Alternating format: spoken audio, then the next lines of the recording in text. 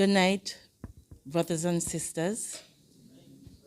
Welcome to the New Artist Movement NAM readings of poetry, where we will be reading from poems of 6 Vincentian poets. And before we start the program, we would like to start by singing the national anthem. So, if you can stand, please. You will sing along with me.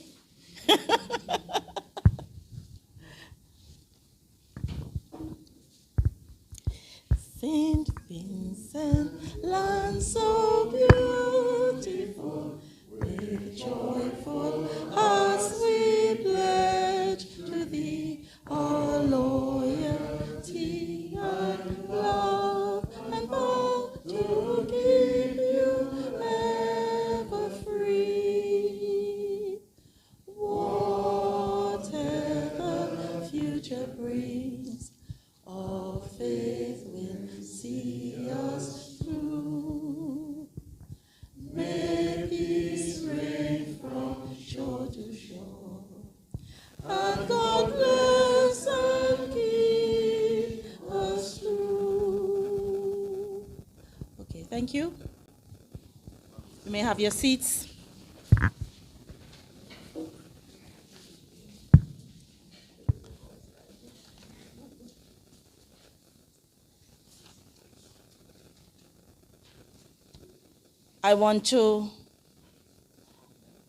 I've asked you to sit, but I'm afraid I'm going to ask you to stand again, because before we continue with the program, we want to acknowledge a minute of silence for our brothers who have passed, our poets that we are celebrating tonight: Ronald, Ronnie Saunders, Cameron, George O'Neill, Cammy King, Timothy, Tim Daisy, Daniel, Danny Williams, Owen Campbell, and Ellsworth McGrenahan Shakeen.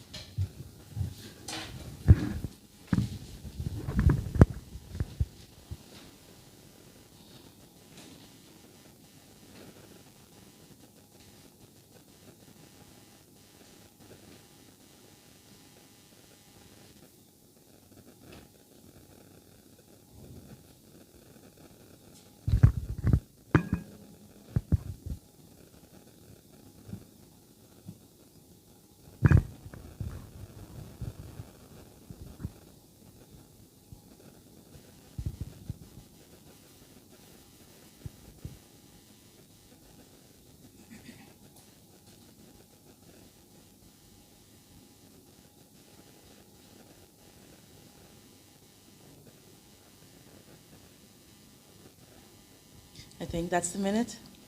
Yes, okay. So I'm going to invite the director of the New Artist Movement, Cecil Blazer Williams, to give some brief remarks.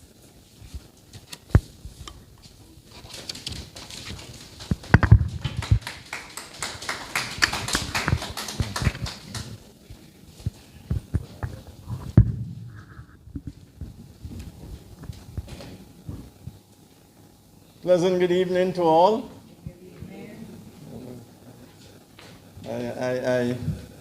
I like to project, basically, in these situations. I want to say that we are very happy to see you all here this evening. It is not a usual thing for Vincentians to be very enthusiastic about poetry, and the readings of poems in our country. I know that I've been to Colombia, Medellin, and I've read to thousands of people sheltering under umbrellas listening to poems in Medellin, Colombia. I don't think we have had that kind of tradition. A lot of Latin American countries, Colombia, they've had a long tradition, a history of universities and exposure to literary works. In fact, you'd find that many prominent poets and novelists in Latin America, South America, have suffered the injury of prison for the works of their creative imagination. So in certain countries, you have writers of the creative imagination with a certain level of respect, and people are always willing to support. We thank you for being here this evening, because we are 50 years young, so to speak. And it has been a long journey. We have had some gaps, but our members have been very active, working along with quite a number of organizations. I don't want to go into the history at this point in time, because we have done so on a number of occasions previous to this one, this year. The poets we are acknowledging this evening, you'd find some of them have covered, at least one of them I know, has covered 3 generations in terms of creative work. So we've had Sheikh way back 40s, 50s, and then exploded in the 70s. And we know the 70s period with the, if you want to call it the Black Power era, the real revolutionary period in the Caribbean. And obviously, Sheikh's situation where he underwent very emotional impacts as a result of certain dynamics in our political and social operations. And so he was influenced, inspired to write in a way which really put him into another period. And he still wrote up into the 1980s. So you'd find people like Sheikh covering about really 3 generations. When Campbell and Danny, you'd find, of course, way back 40s, 50s. Tim Daisy, 60s, and 60s, very early 70s, because he passed away. If you notice in the bios that we have there, will give you an idea as to their period of existence on Mother Earth, so to speak. Cami King, of course, Cami covered basically 60s, 70s, and covered right up into the 80s. So you'd find the poetry, they're similar in certain instances, and they invoke certain kinds of emotions, given the social context within which they existed. Ronnie Saunders, you would place him in the 60s and 70s, And of course, when you listen tonight, when you listen this evening to his poems, you'd realize the kind of fire that he had in relation to his social environment, political environment. You notice that, well, if you look at the program itself, you'll see poem on one side, poem on the other side. Or can you notice we have two podiums? Yeah. All right, but you'll see how it operates as we go along. Okay, we tend to show similarities, we tend to show contrasts, one poem, the other poem. So we hope you get that kind of imagery as we move on. We, as you notice in the program, there are two extracts from plays. Two of my plays, we've done them. We did them at the first session we had, dramatic reading, and we did them at the first day of our drama the workshops we're doing at Peace Memorial Hall on Saturday mornings.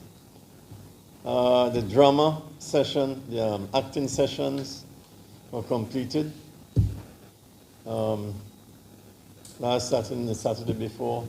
This Saturday we have directing, and Nisha Mop would be dealing with the directing.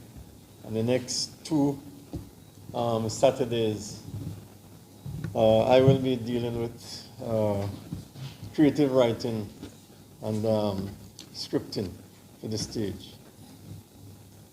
Okay, so those are the things we have immediately going on. And on the next month, we're going to have, right here, I think 21st of June, we're going to have discussions, panel discussions on the contribution of three persons to cultural development in the country. Our good friend Doc Adams. Yes, the spirit is still around. I said my good friend, the spirit is still with us. I don't forget people of the creative imagination. You know, I look in terms of, we call it spiritual connection. Has nothing to do absolutely with religion. And we have Pat Prescott, musician, composer, and Alban Henry, one of our most noted folk song creators. So that is on the 21st. And then we're going to have quite a number of other activities throughout the year, and we're hoping to do a major production in November, December. And there's one extract from that play. It has never been staged. That's the last play I wrote. So we are planning to produce it in November or December. And we're hoping that you'll give us your support as we go along. This activity and many of our activities have been supported very strongly by the UWI Open Campus. And we're very grateful to Ronnie Daniel for really assisting us in our program. So, ladies and gentlemen, brothers and sisters, and well, child sleeping, we hope you enjoy the presentations this evening. Thank you.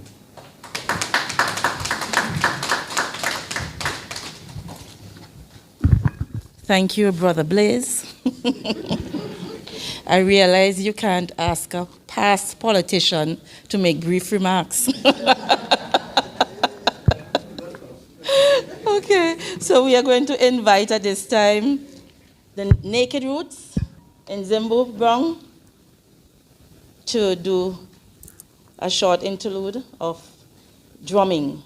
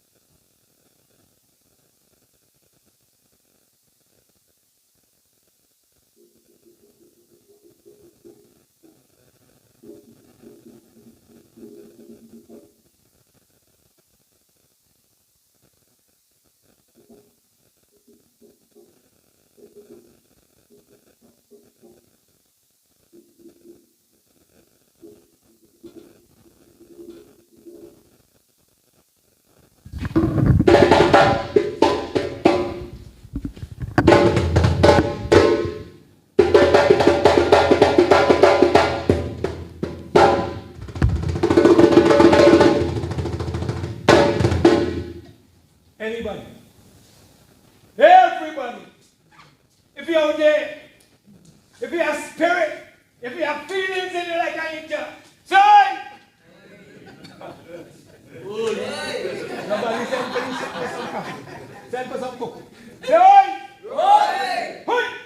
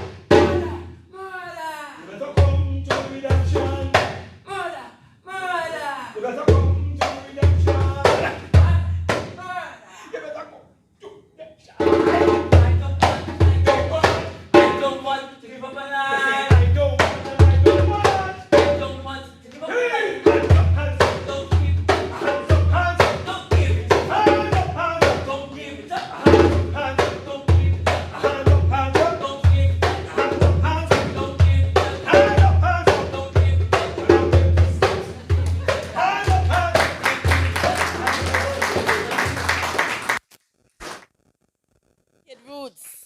We can always depend on Nzimbu and friends to liven up the place.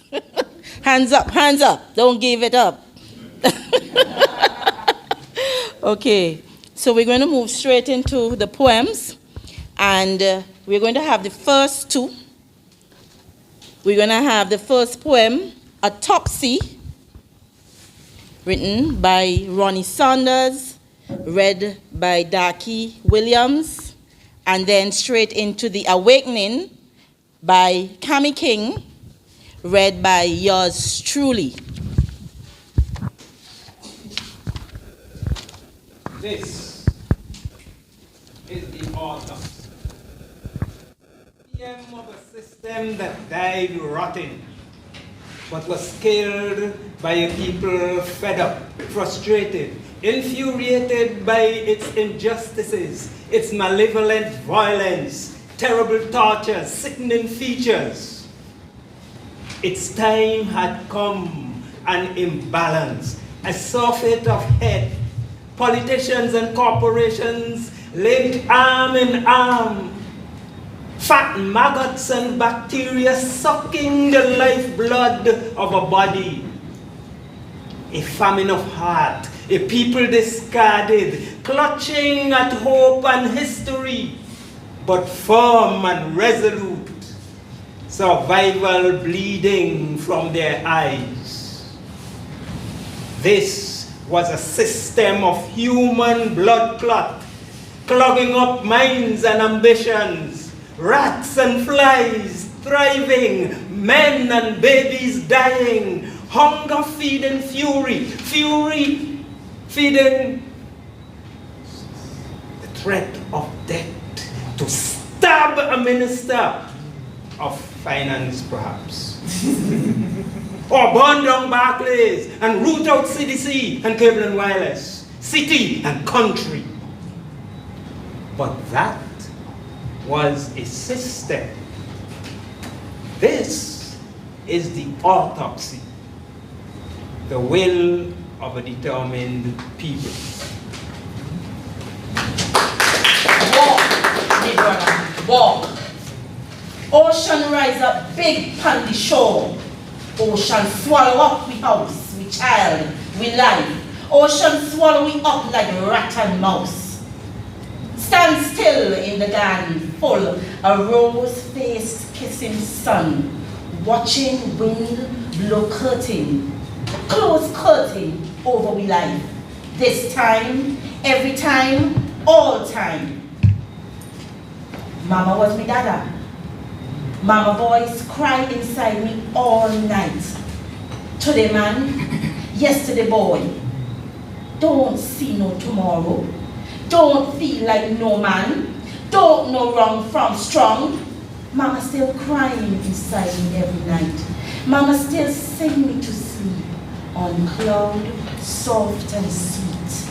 Mama sing me softly to sleep. But when sun rise and the music stop, I just hear them man walking in time, walking down back street, walking out of line. And sometimes I just hear people groaning. This time, all time, every time. I just hear them moaning. I just hear them groaning. See them in the market square. See their faces in the courtyard mourning. Head them rolling upon the shoulders them. Rolling upon the red box. Pressing upon the guts them. I just hear them, I just hear the games them man. Playing upon the top floor. Them poor upon the bottom rich for more. Too hungry for more. Spare them, Lord. If they can't do worse, grind them, Lord. If they don't know, if they don't do better. But Abel, you want a worse grind than this? What you talking them things for? Why you here in the garden talking this foolishness? You know, sometimes you talk so, you make me cry. Parading up the steps with the lizard eye upon you. Marching up the steps with the eagle eye upon you. Gazing in the pond as if you want to drown. You don't know you can't stop the water from rippling. You can't stop them waves breaking through the surface. You don't know Captain Bligh done win this race. Breadfruit for cook, breadfruit for bounty.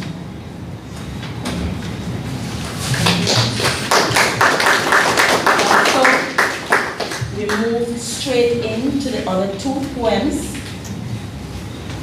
The first one, entitled To All Politicians by Ronnie Saunders, read by Jackie Williams, and then Haroon, My Home by Tim Daisy, read by Anita Ralph Williams.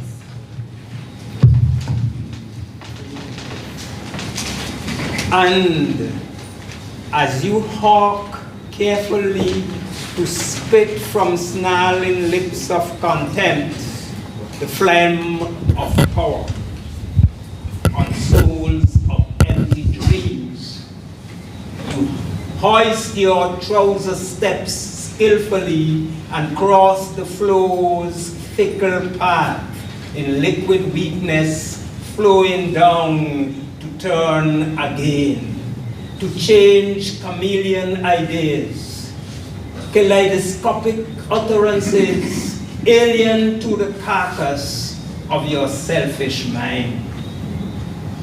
You masturbate our people, my people, and the release of sterile sperm brings death. Your life, a malignancy of children, the madness of men, the wrath of women, screaming in perpetual despair, crushed. Their minds twisted cauldrons of hate, their souls bent low, lost in preparation's mystery on this barren land. The fertility of a people you have yet to leave, and you still believe you are Messiah?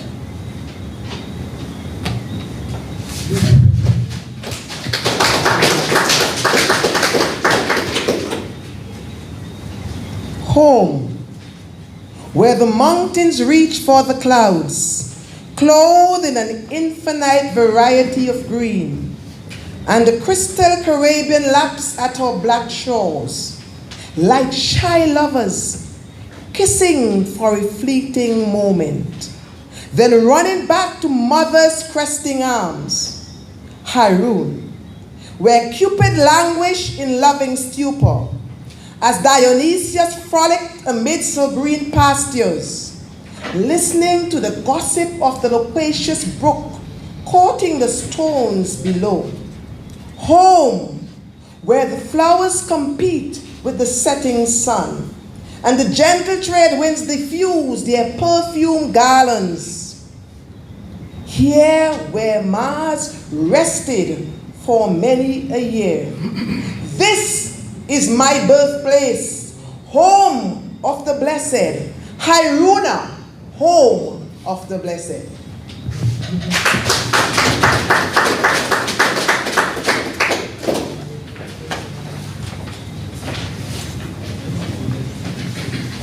We invite Zello, Alexander, and Ron Brown. First one, I See the People, by Ronnie Saunders, read by Zello Alexander, and then Over Here by Danny Williams, read by Ron Brown.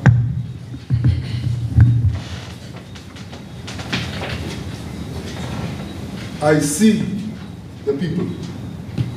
I see the people slink out from the shadows of the slums and slide down the alleyways of despair.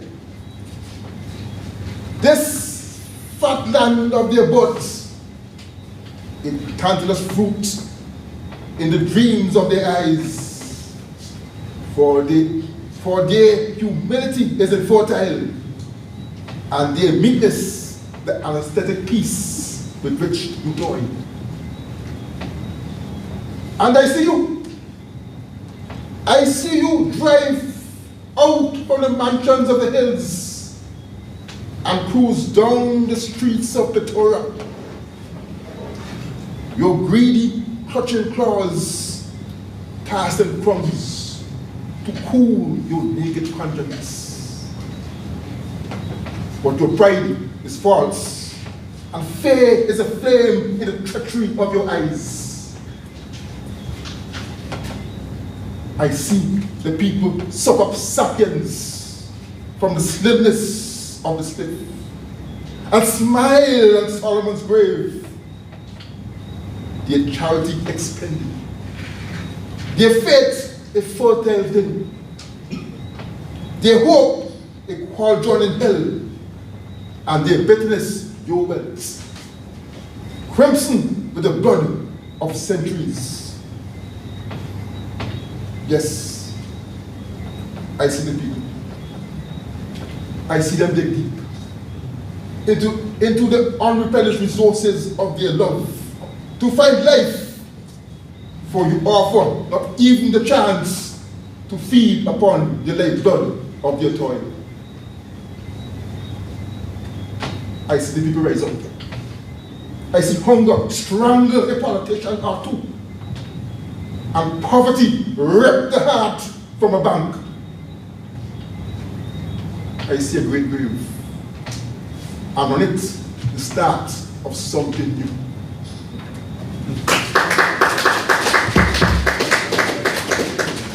Over here where our laden islands puncture the laden sea into a chain, and our wish inconstant, like the pilloried sun fatigued by the clouds.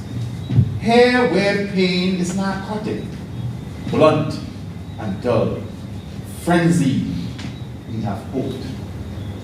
Not for the nurturing of a million varied wish, or the relish of a lotus pleasure. Not for the temporary brazen triumph the coin has taught, or the sick culture which understands only the voice of duped builders. Rather, the ubiquitous call of the river for the salt panting of the sea. Rather, the proud turn of the leaf's neck for the hot kiss of the sun, and the weak reach of the hand for the strong grasp of the comrade. For here we have loved the wet mud clinging to the poor man's feet. Here in the soil our blood is green, and in our wine the vine is parched with the heat of our hope. Yet untamed, the spark of desire, strong in young strength. Time reaches for the harp of history, and in the east dawn brings her dower of light and flings it to her husband, day. Glance in the west. The golden egg will break into a myriad sons and people of our horizon. Look at the land, the psalms singing for our sons, beyond the fever of their years. Look at the trees, the prayers courtesying before the sacred scribbling of the wind. And the clouds, the white precipitate of the sky, like insects on the altar.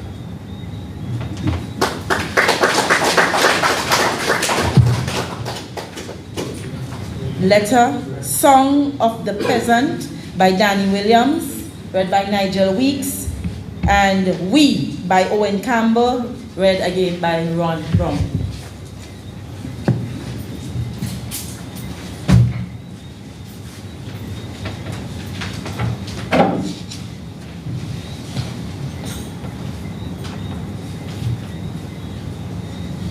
sun rolls down, the hollow column in the peasant's back, and turn his flesh to water, and burns his bones to cinder.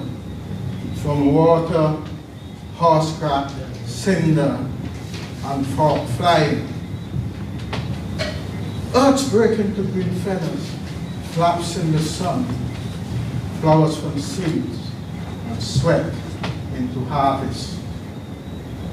The peasant is plowed up, heaped up into muscles and miracles, contoured and plotted acres of flesh, with boundaries of bones and blood.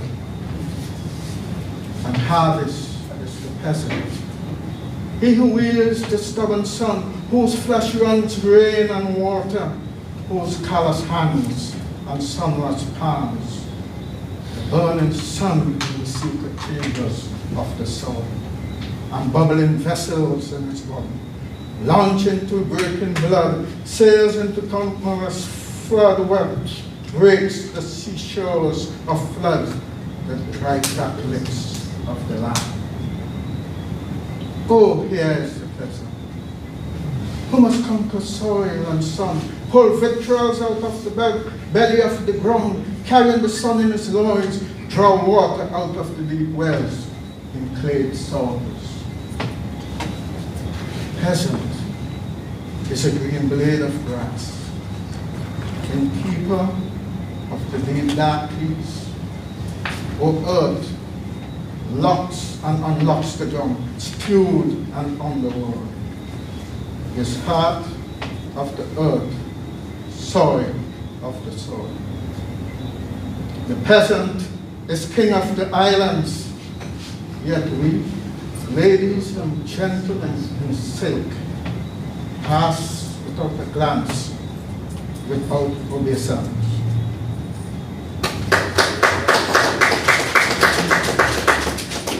We, in the whispering cave, in the heat, and the fits of rain, and the soil clinging to our feet, with the turn post-stroke, in the white glamour of cotton, and the quick color in the waves of petals in the sun, soft on the right line, on a sweep of beach by the sea, with sway and the reach, for rope and the fish, twin surely in the last order. We have dreamt of cities tall as tales in smoke of industries, and the rumors of gold we heard were hard on our failing face. We have one word from far, over white-swept islands and a sea of rich land calling. We have felt its summons in the wind, but we are fish, roped fish, dragged slowly to the definite doom on the sand there waiting, the last fevers of our hot grasping. We are prophets, knowing our next turning in bewildered arts, or the meek surprises rare in the warm swelter of ours. Yet we are duped often by the passage of the too rich hope that lures this sight and hides from us our true self when it crosses. So we have decided not to construct hope on continents or leave lost hearts to rove in the quick air on oceans of dream. We have decided to build here on our slender soil.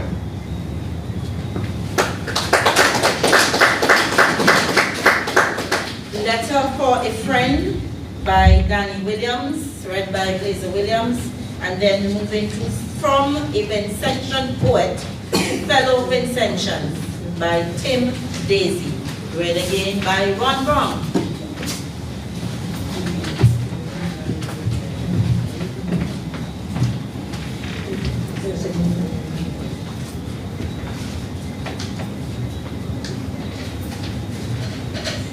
Letter to a friend.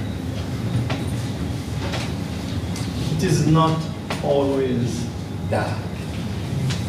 Often I have seen day with dawn like a rag dusting out the night, and the stars retreat into the deep sky, seeing the houses come out of hiding and the day awake, shake itself, resume its business.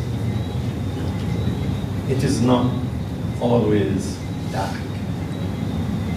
This letter is emotions overdue, but I must let you know that I call sorrow synonym for joy, confuse pain and pleasure, nickname love necessity.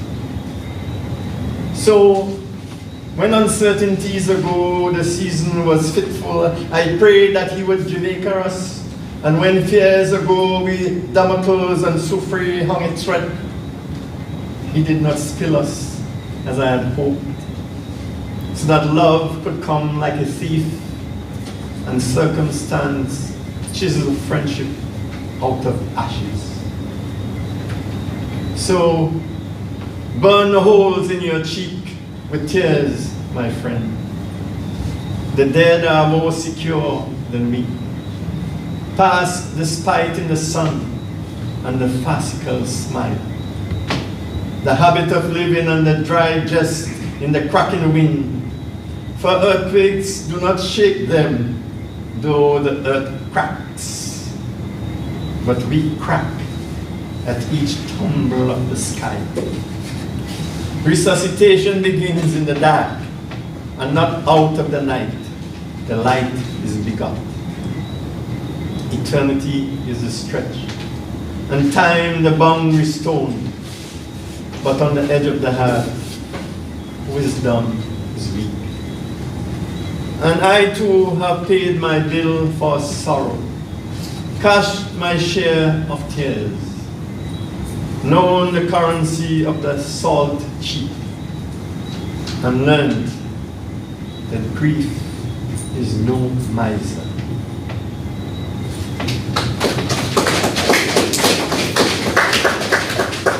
From a Vincentian poet to fellow Vincentians. You think of an army with the advent of statehood, but have you thought of the battalion of children finding cardboard beds on the Kingston galleries? You built an armory to protect beautiful St. Vincent, while your streets think of the garbage and slime of a city once renowned for its cleanliness. You practice war drills to face fellow citizens should they revolt.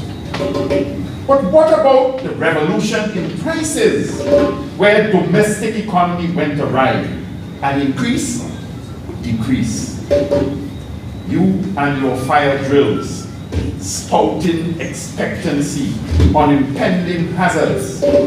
Have you thought of a military state, cooped in a democratic country? Think, fellow Vincentians. Think!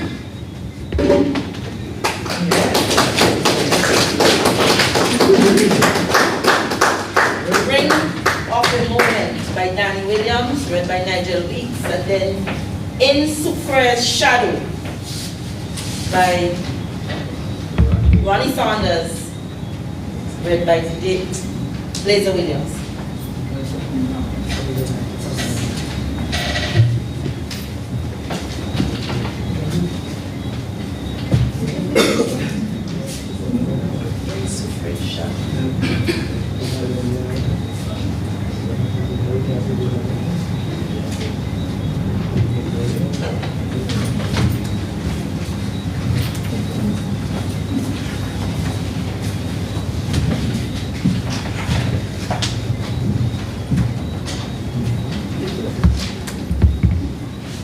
On the brink of this moment, let it fade into the burning equinox, so that I may know forever this liquid forward flow, whose breakers tugs across the river path, and learn that the hero is to stand at death's elbow under the eaves of the grave, but not to die.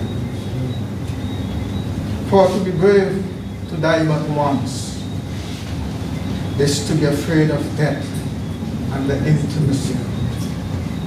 For fear, where death is a daily ration card, and I have known the coward hero who rushed like wind into the sky, into the fight, and left a vacuum where the wind has passed, and somebody sighed.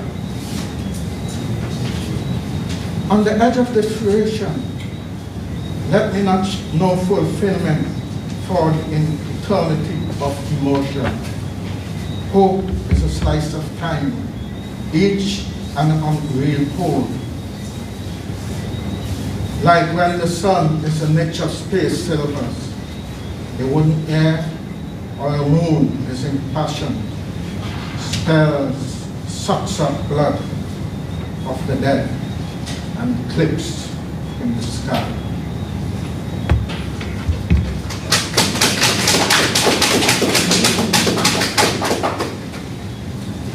In suffrage shadow by my father's father drifts in visions.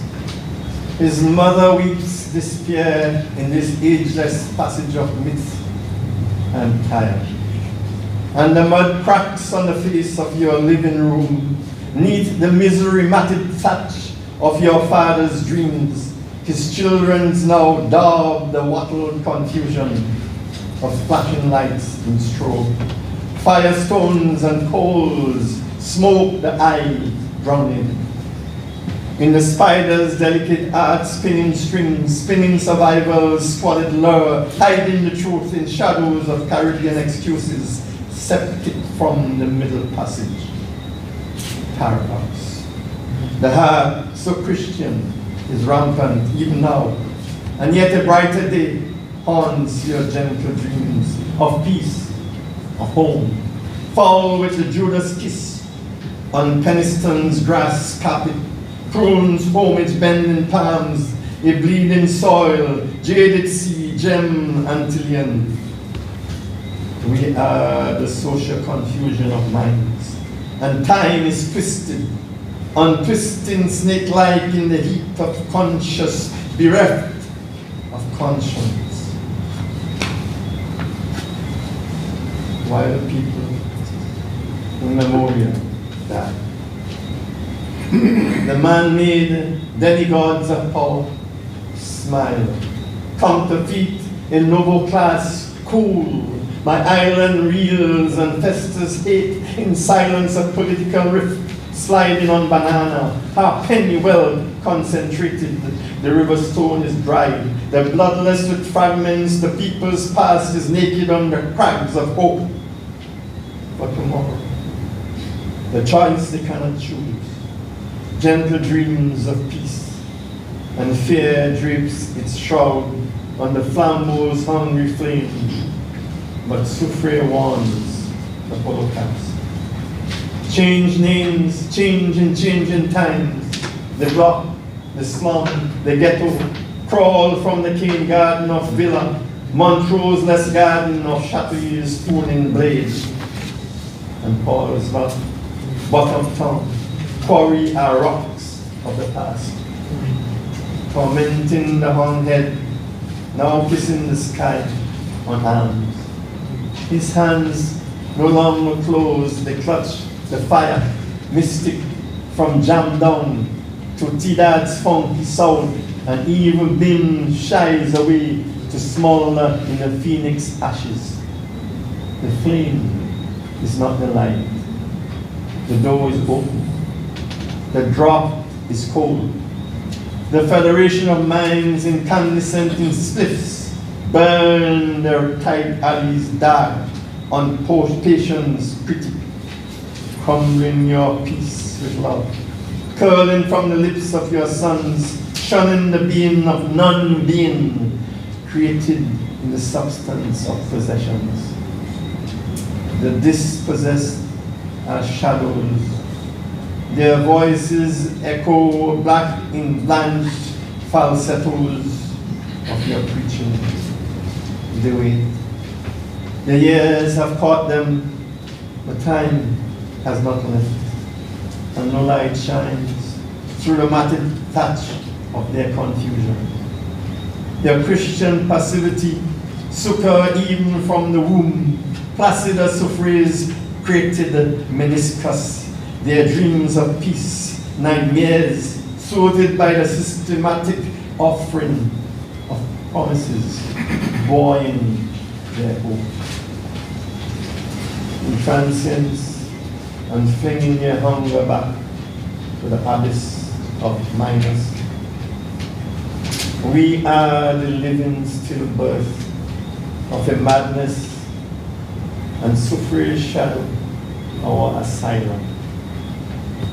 The insane have long returned home. We drink.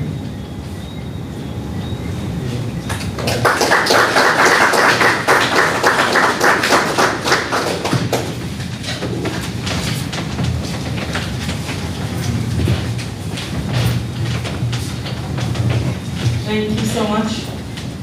This has brought us to the end of our first session of poetry readings. And we're going to break up the rhythm, or just to change the rhythm. And we're going to have a dramatic reading from the play War, written by Cecil Blazer Williams. And in your program, you will see the readers/actors are Ron Brown and Nandy Williams, but the actors are Blazer Williams and Nandy Williams. So I hope you enjoy, and I'm going to invite my fellow actor on the stage. You'll just forgive me, I'm going to read first part of the play from my phone because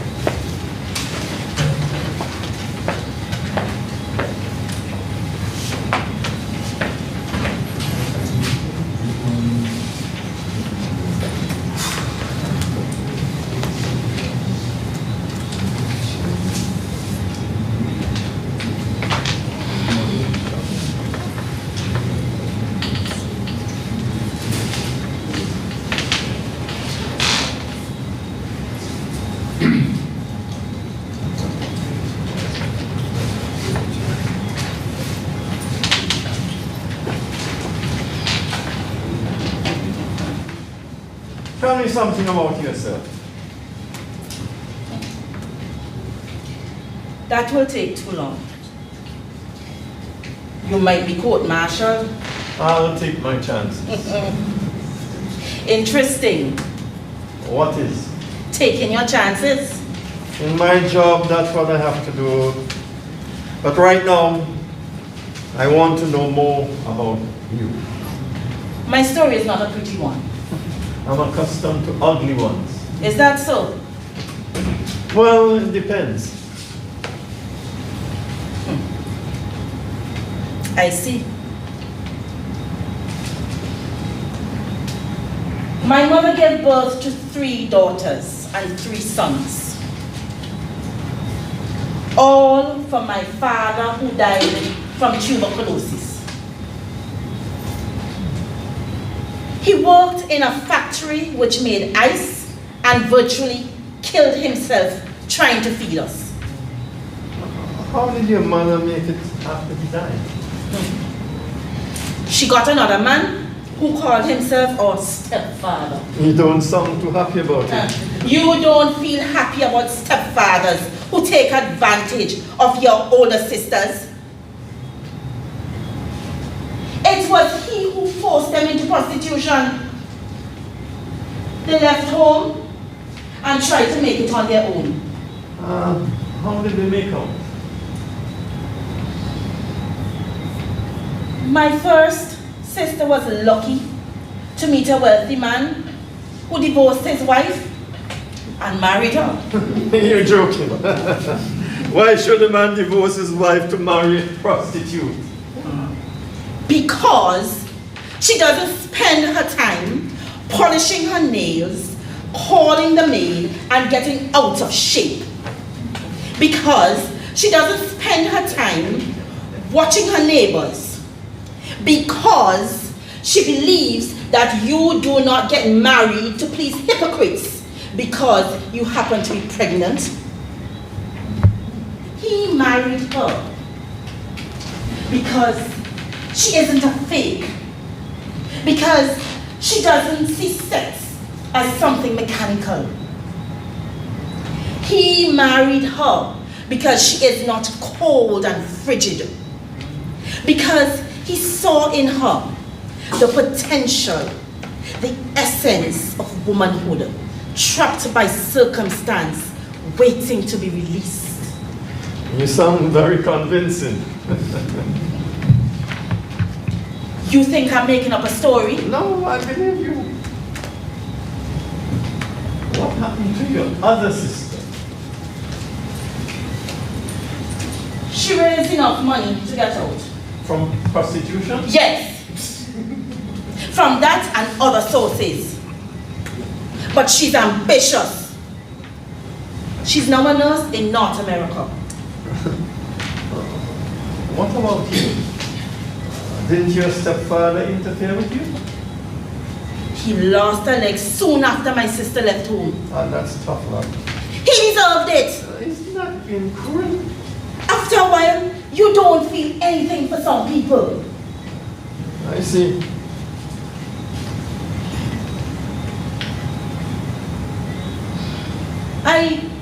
I had a child when I was 15 years old. At 15 years? Yes, at 15. For your stepfather? No! He had lost his leg, and I kept far from him. What did your mother say and do about all this? Well, she depended heavily on him for money to keep us going. But I know that she grieved. She had a number of nervous breakdowns before she died from pneumonia. That's unfortunate. Unfortunate, you say. Do you know what I would do if I were to become Prime Minister of this country? Tell me.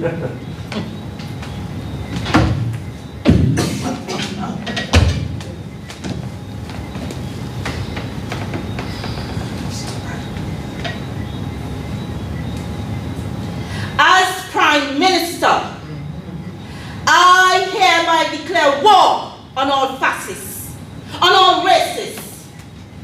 I hereby declare war on all those who molest their stepdaughters, on all who commit incest.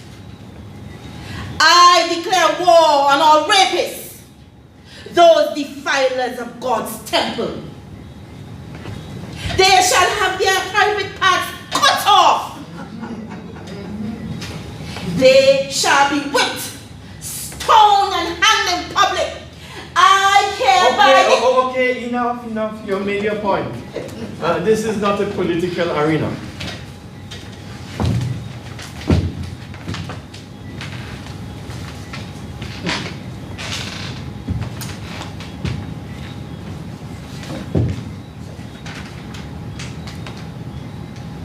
You may not realize it, but as a soldier, you're the biggest political tool for those who give orders.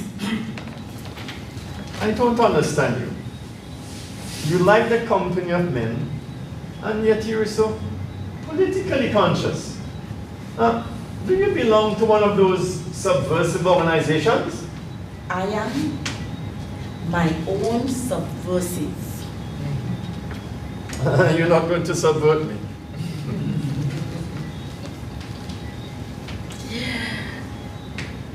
Is a brave soldier afraid of a simple woman? I think you're complex. Huh? What about your brothers?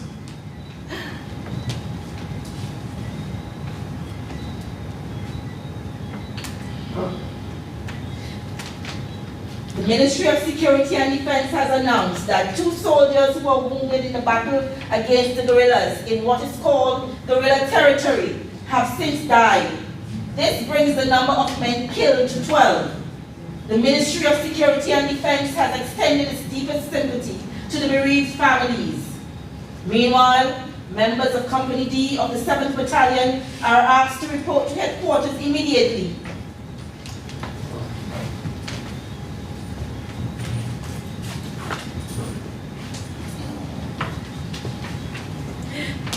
They are calling you to be blown away.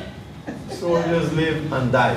For a sensible and just cause. Like I said before, I take orders. What is just or sensible is not my concern.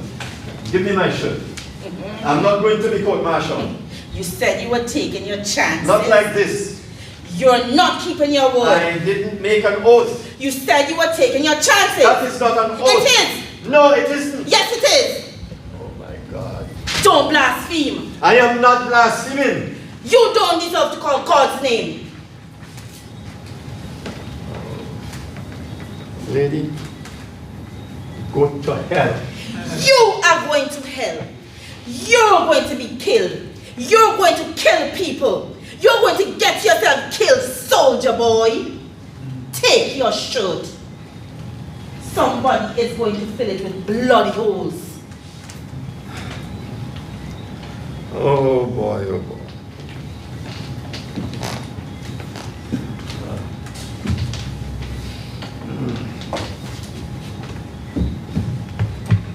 This is strange. You come in here and I allow you to talk to me like this. Something must be wrong with me. Maybe you're not a robot after all. I suppose so. Robots don't feel pain, they don't bleed to death. You're changing your mind about going. You would like to see that, but no. I have my duty to perform. Have you ever wondered what would happen to you if you were wounded and couldn't do anything for yourself? I never think about being wounded or killed. I want you to think about it. When? No. I want you to use your imagination. Suppose I don't have any. You said you were not a robot just now. Okay, sure. Just imagine you're a soldier. I am. You know that? Imagine you've lost your 2 legs and your spine is damaged. There you are in your wheelchair, unable to move even your hands properly, unable, my dear, to fulfill the natural desires of your woman. I'll kill myself first. No. No. That's a soldier's reward for the glory of war. The gun is your symbol of manhood. Every pull of the trigger is like a moan of pleasure, shooting millions of sperm cells to fertilize barren fields of death. Very poetic. But I prefer the laughter of life than the moan of death. There is laughter in the cry of bullets. I would say scream. It is the laughter of hate. It is the laughter of hate. I do not hate. It is a soldier's duty and honor to fight with valor. Yes, duty and honor. duty and honor to be decorated with grand medals and titles, to be called a goddamn hero. It's good to be a hero. God love you. Children look up to you. No, no. You have it all twisted. All what? Just what is left of you in your blood wheelchair. No. They look down at your legless body, your broken spine. They see a useless vegetable, sucked up, sucked dry by the glorious infamy of war. Don't speak to me like that. Vegetable, I can speak to you as I please.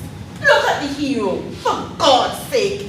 You're nothing but a useless, chopped up mixture of flesh, bones, and borrowed blood. Stop it. You're taking advantage of me. Because I can't move to strike you. Because I can't shut you up. Oh. Aha! You want to strike me?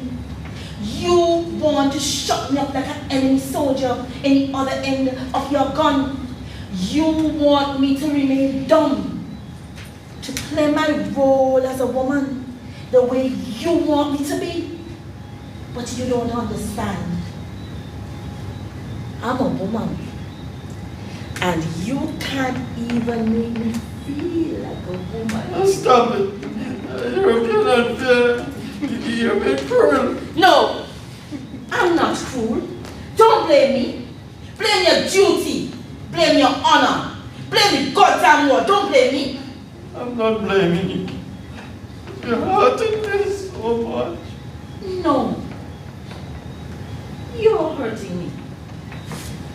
I'm strong and a healthy woman. And I waste my life away with you. You trap me in a web of hopelessness, in your web of death.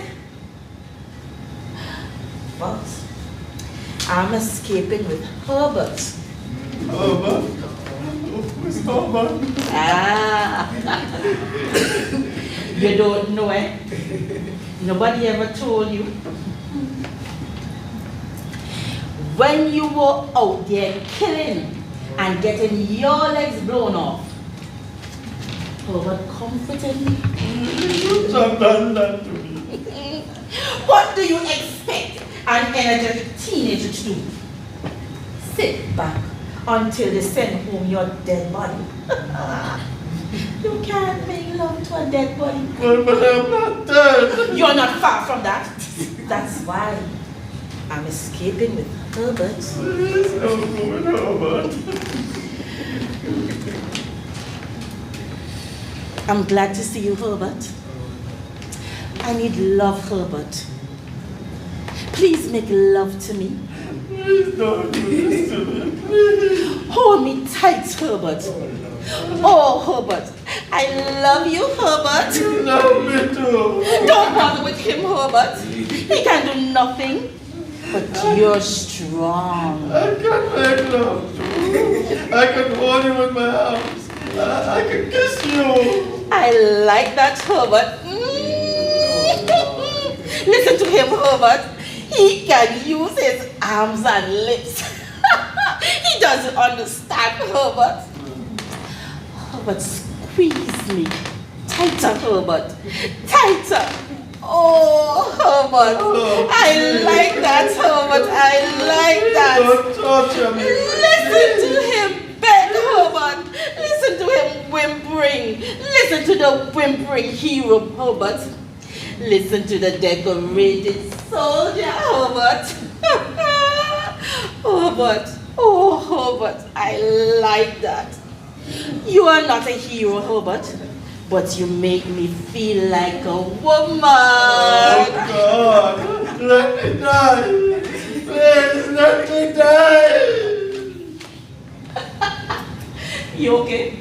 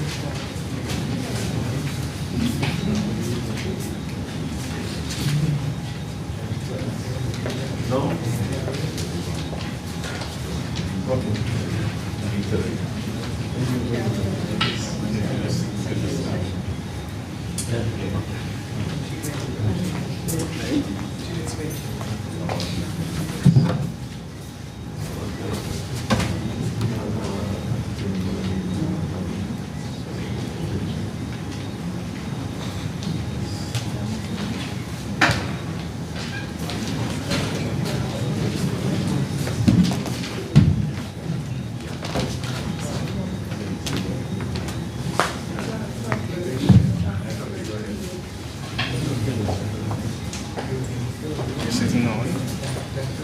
This was known all the time. The program continues with reading.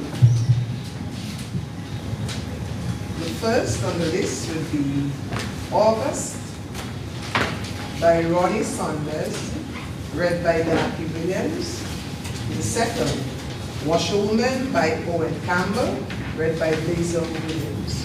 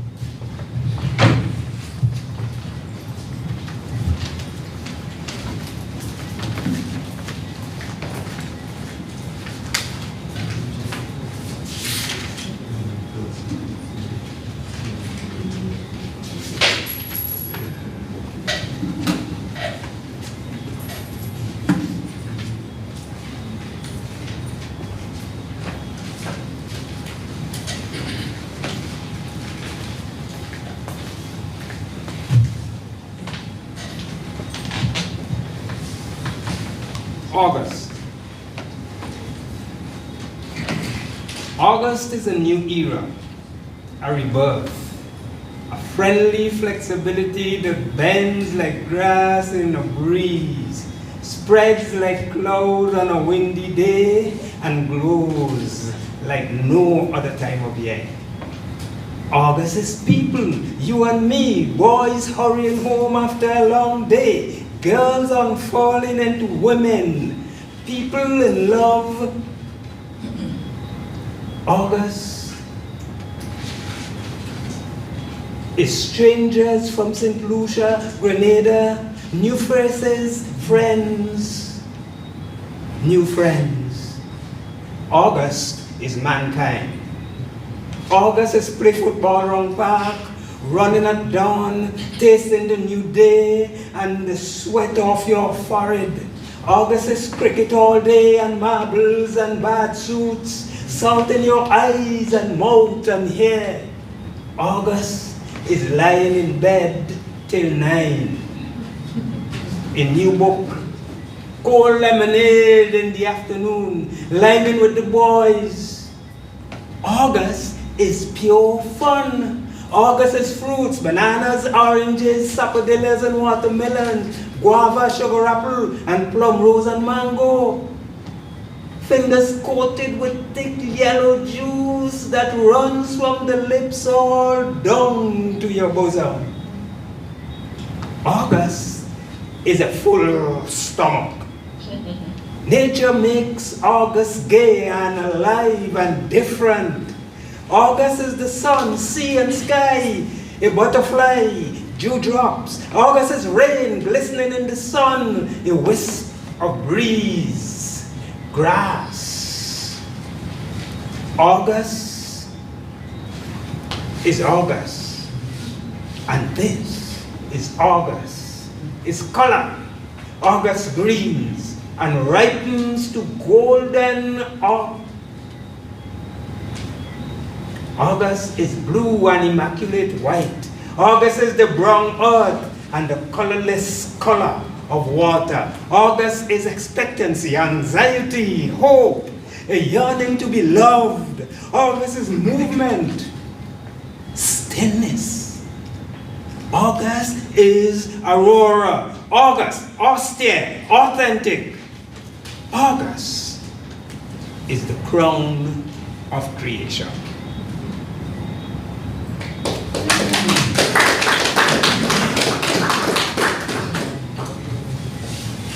The washer down where the river beats itself against the stones and washes them in clouds of frothy spray, or foaming fumbles through them with the 1,000 tones of an orchestra. The women wash, and humming keep a sort of time, and families of bubbles frisk and float away to be destroyed, like all the baffled hopes that had their little sons, tossed on the furious drifts of disappointments, but all the time. Cradles these clinging bubbles ever still alive. The friendly little hopes that never leave the heart. In this big hall of rushing waters, women wash, and with the song of washing, with the steady heaving of their slender shoulders as they rub their stubborn rags upon the boulders, they keep a sort of time with their thoughts.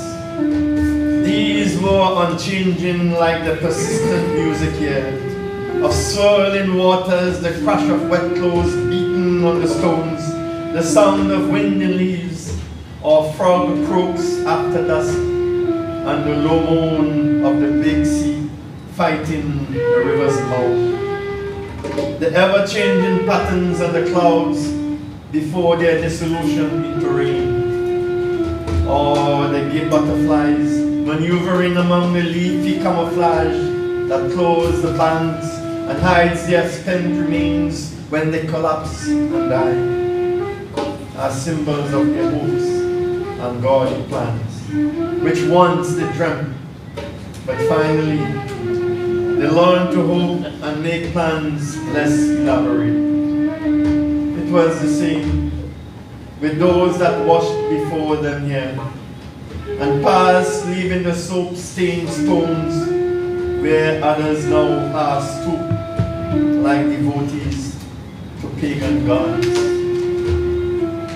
They have resigned themselves to the long swishing of wet cloth chafing the very stone, and the big symphony of waters rushing past clumps of tall stems standing alone, apart, like band leaders or sentinels. They must hear the heavy hum of wings of insects overgrown, cleave in the air like bombers on a plotted course. They must hear the long hush of the wind in leaves as dead ones flutter down like living things until the shadows come.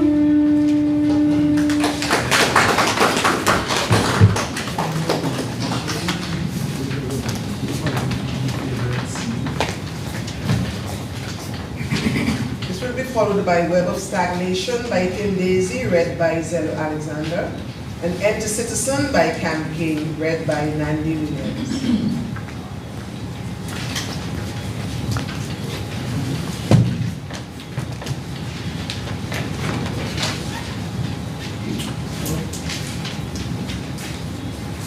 Web of Stagnation. I live in a cloistered world where old men sit and talk of days gone by, and youth looks apprehensively at the future, dark, foreboding future, filled with monotony. I see them all sucked down in the quicksand of stagnation sooner or later. 20 years to come, and athletic youths would have gained life postponed from incessant drinking to while the time away. Their tales to the upcoming generation will be of the smut that crowded their lives the vices, concupiscence, and lust. And so, the vicious cycle turns in never-ending regularity. As the young emulate their lone elders and outdo them to become life's present heroes, for there is naught else to be done. In so confined a poky place, where others' business is sweeter than the rampant sex that flood the shores with illegitimacy, as the resultant pockets of delinquency will noonkit to gain a respected place in a decadent society. Fathers write their shame in denials. Mothers breed in forgetfulness. Children suffer behind silent bars. Respectability walks proudly in the daylight, only to don his black clothes and prowl the white beds of dust. And tomorrow becomes the same as today, as it was years ago. Is there no escape within my land of beauty?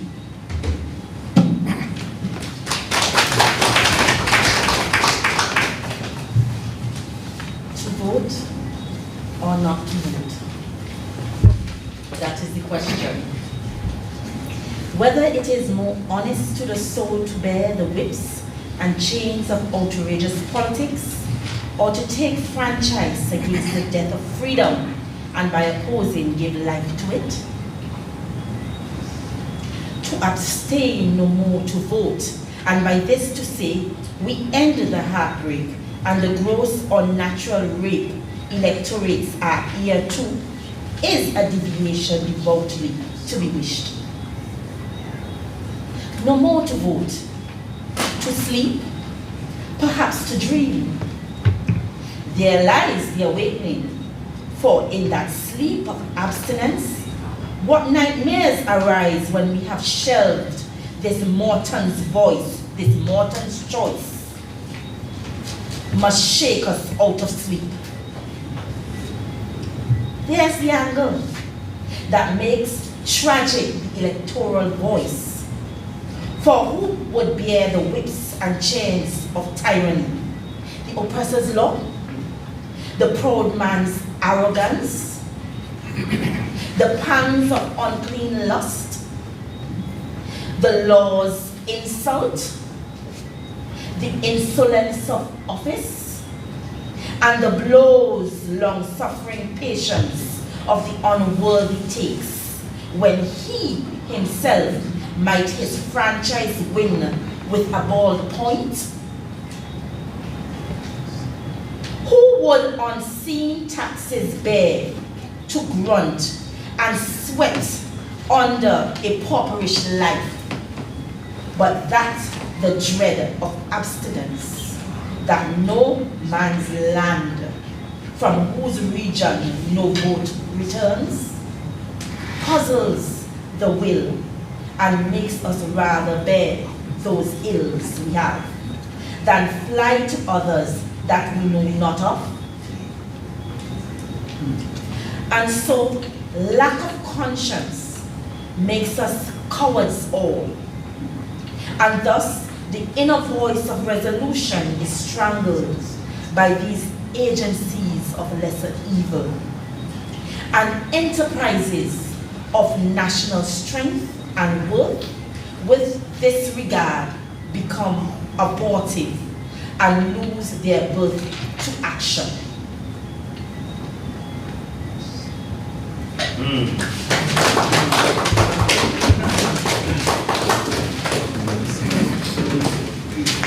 There we go.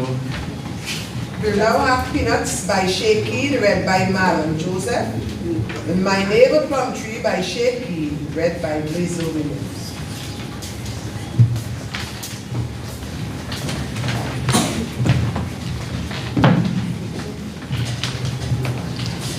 Peanuts, 1946. Shelling out our hearts like peanuts, blowing away together the red shaft you can't eat. We would walk all the way from huts of Sion Hill to the palace of Fort Charlotte and back again. About 10 miles on 9 steps if it was Friday and moonlight. Once she asked me if I thought the moon was a harlot just because she gave herself to everybody. I choked and felt her hastily with a kiss just to see if she tasted the same.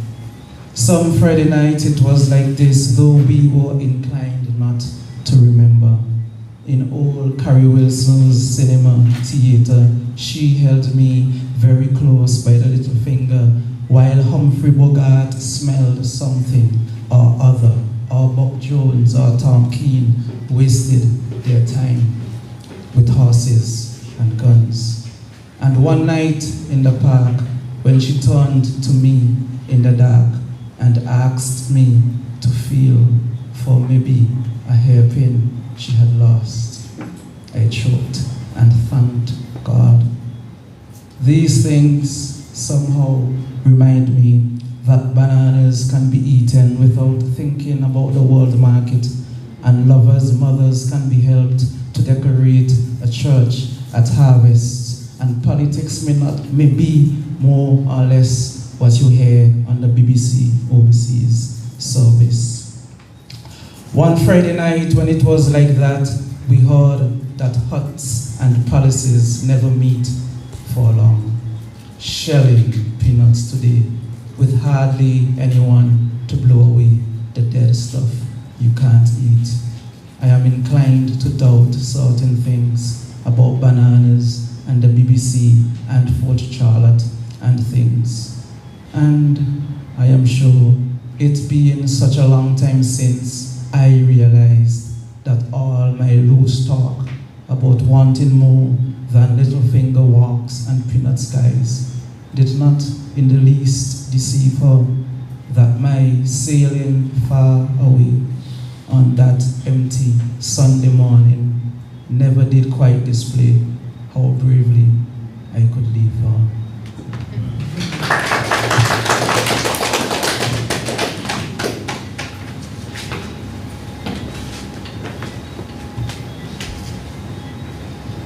Are you watching? Every day are you watching it? It growing nice, yes. All right, it growing nice. But my nose can't stand the way he and his wife spending so much time on a simple thing like a plum tree. I mean, sometime on a Sunday morning, she just come out the house early, before cock even start very foul. Steps out of the house in she short nightie, stoops down by the plum tree, meddling up the dirt round it. Says she manuring it, only showing off she thing like a ripe plum. I remember the Saturday morning, she mother bring the plum tree, just a teeny weeny cutting with no leaf, without nothing marked plum on it. I remember how they laughing and skinning up the teeth while all of them planting it. But he is the one who make the most style with the plum tree. Like I mean, when a man come home from work, do he have any calling to leap out the car over before the motor stop run? And so he feeling up the tree, fingering up all the bottom leaf and the top leaf, leaving them up, touching them up, matching them up, plum tree leaf. I tell you, I just have to say, like this plum tree have bobby and backside. and the little damn bony neck child they have does even tell the tree, good morning. Like if she went turn it stupid, you wouldn't believe me, but even the dog doesn't man know that. Yes. It was nice. I don't see nothing wrong with that. Anything named tree supposed to grow. But them and the car and the bone in them. I wonder how she mother come by a piece of plum tree cutting. Everybody know she live in the middle of bottom town where it don't even sell her grass, much less plum tree. She must be thief-head.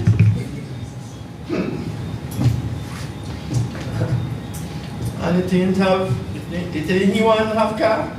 I have car too. I get it same week he gets his own.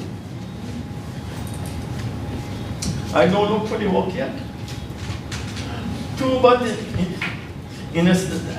to put in a steering wheel into it, but don't you find I have my 2 eyes in my head and my senses? So nobody can stop me sit down by me damn own window and watch anything I want to watch.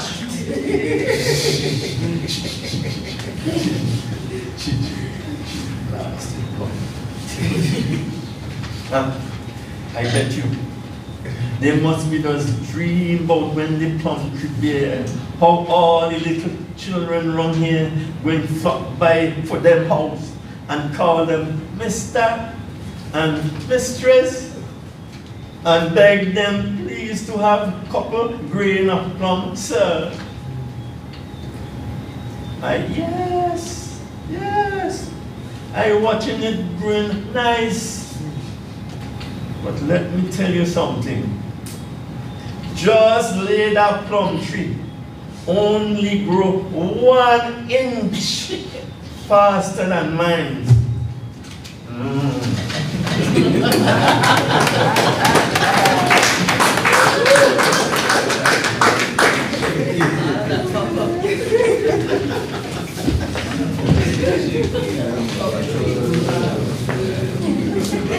We've come to the last of our poems. Credentials by Shaky, read by Ron Brown. And the Angel of War by Shaky again, read by Daddy Williams.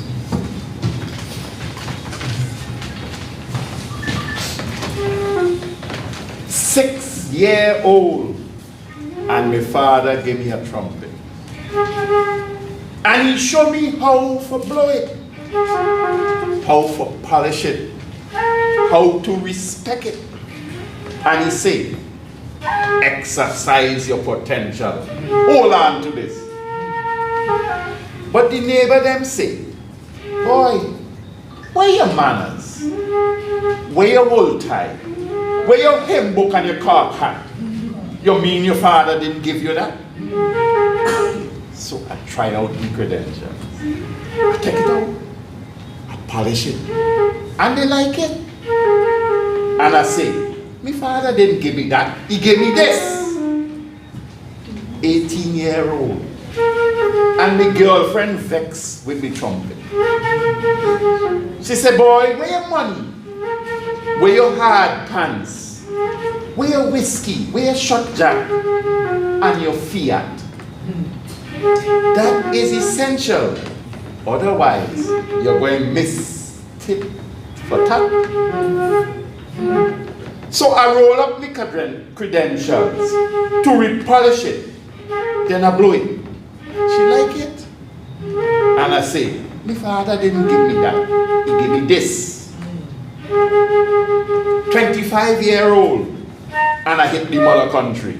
And I show them all my manners and my certificates. But they trouble me say, boy, where your history? Where your culture? Where your father? Where Where your money? Where your hot shirt and your felt hat? I say no profit, no potential in this. So I take out me essential and I polish it. And they respect it. So I blow it and I say, it's me father will give me that. And what give me this? 40-year-old. And I touch back down upon me country. And I like it. And I cool it. And I bring back all my father trumpet, give them.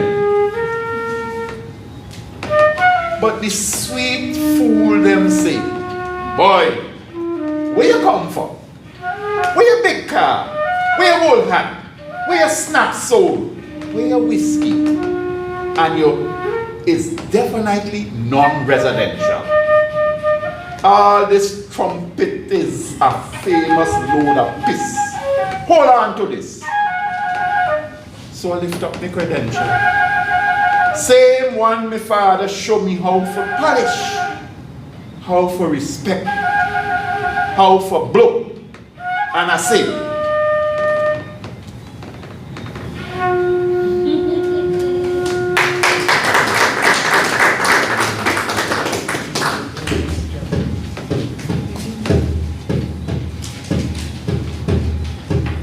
when I was born, my father gave me an angel horn with wings of melody. That angel placed her lips upon my fingertips, and I became her secret name. Her name was strong, spread like a passion tree. She named the song, I played the melody, and in the morning hour, I woke to dream of her, and all day long, I lived her song. In boat and barge, where songs and seas are friends, our dreams grew large, made love where dreaming ends, and people placed our lips upon our fingertips, and friends became her secret name. Now light is low, new angels come and go, the passion tree spreads dense as destiny, and in this old angel horn strives like the lifting dawn. Love moves to claim our secret name. That's my angel horn.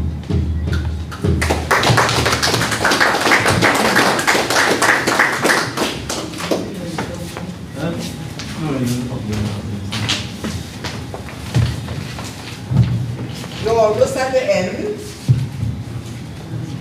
This time you'll have dramatic reading from the play, Chronicles of Older Men. That's Blazer's latest play, stage. Readers, actors, Ron Brown and Mandy.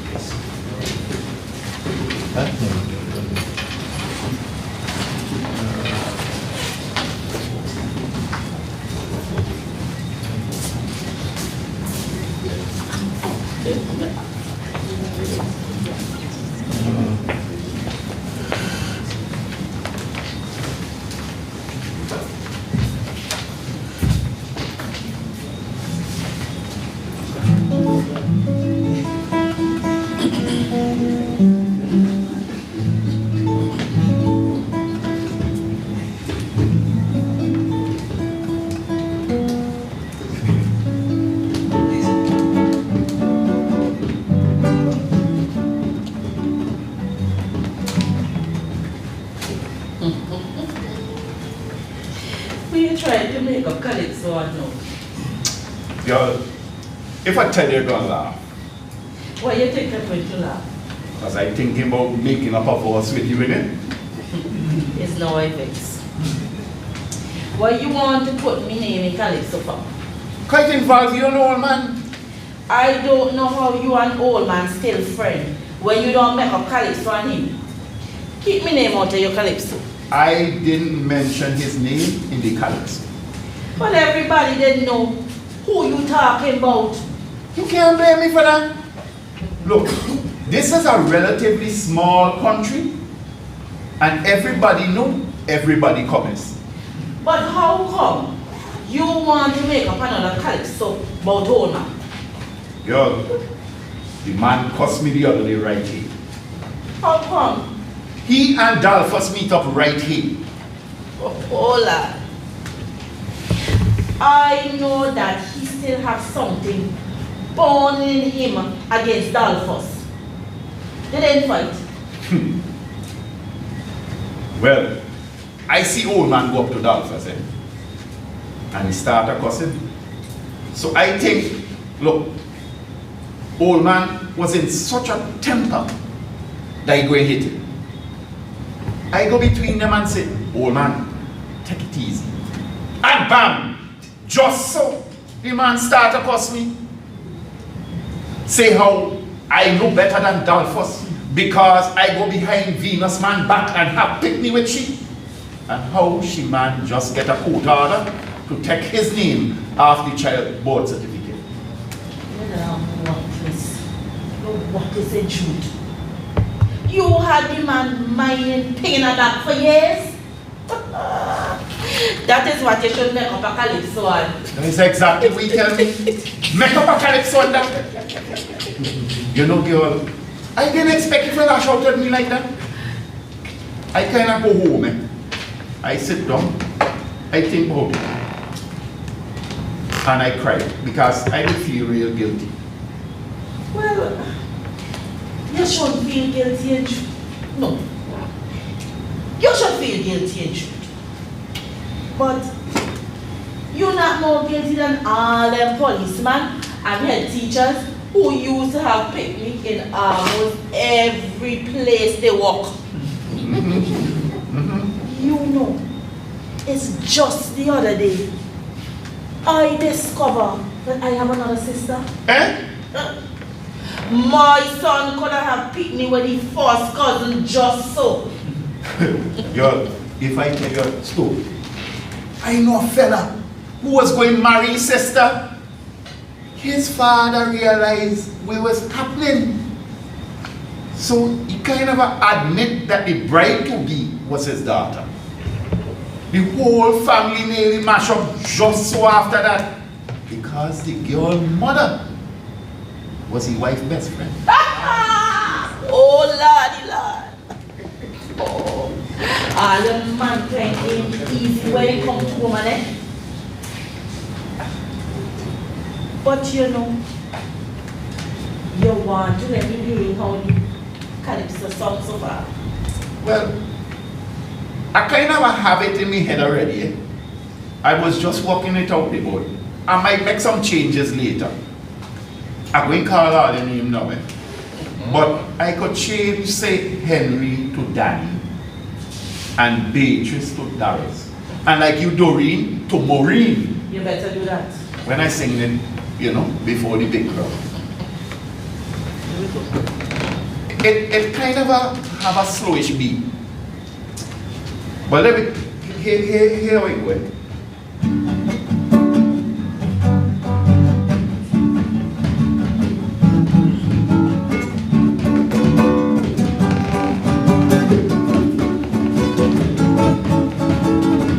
If you love a woman and your love she bad, don't make a mistake, Lord, that could make you mad. This thing they call love, it could build you up, it could make you feel like a king, but it could make you drop. I have a friend called Henry. He is a great guy, always looking happy, like he could never cry. But the thing that happened put water in the eye. The man start to cuss me. Let me tell you why. If you love a woman and you love she bad, don't make a mistake, cause it could make you mad. This thing they call love, it could build you up, it could make you feel like a king, but it could make you drop. Beatrice went to England for an operation. People say his friend Dolphus gone, put a ring on she hand. So he pick up Doreen, thinking the woman gone. So he make that mistake, thinking he get a heart. If you love a woman and your love she bad, don't make a mistake, cause it could make you mad. This thing they call love, it could build you up, it could make you feel like a king, but it could make you drop. He and Dolphus meet up right here in this green square. I tried to make him ease up, but he just didn't hear. Cause me about woman like he didn't care. Make me feel real guilty, so I had to shed a tear. But if you love a woman, yes, and your love she bad, don't make a mistake, cause it could make you mad. This thing they call love, it could build you up, it could make you feel like a king, it could make you drop. How one of us, hear this one. I hear Henry and Dolphus make up, they back together again. Their grandchildren together, now fighting the climate problems. This green space we have here, uniting enemy and friend. It all goes to show you how mistakes could turn out in the end. I hear them. If you love a woman and you love she bad, boy, don't make a mistake, cause it could make you mad. This thing they call love, it could make you up, it could make you feel like a king, but it could make you drop. Oh, it's up, oh, it's up, oh, it's up. And it's a song good. Yes, man, yes. My young ladies, love build me up like a queen. But I'm going to tell you this, boy, it ain't make me drop yet. See? See that, Doreen, girl, I could see that. I'm coming back here for the next protest rally. I You'll don't be see right you. here. And I singing in that, you know. I singing in that.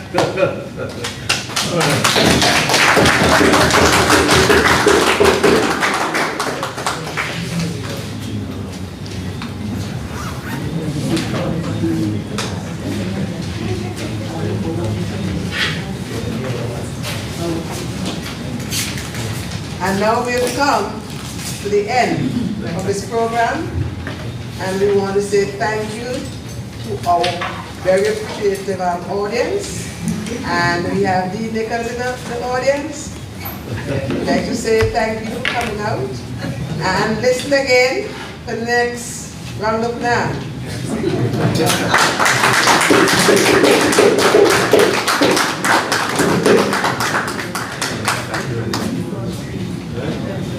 And Monty, thank you very much.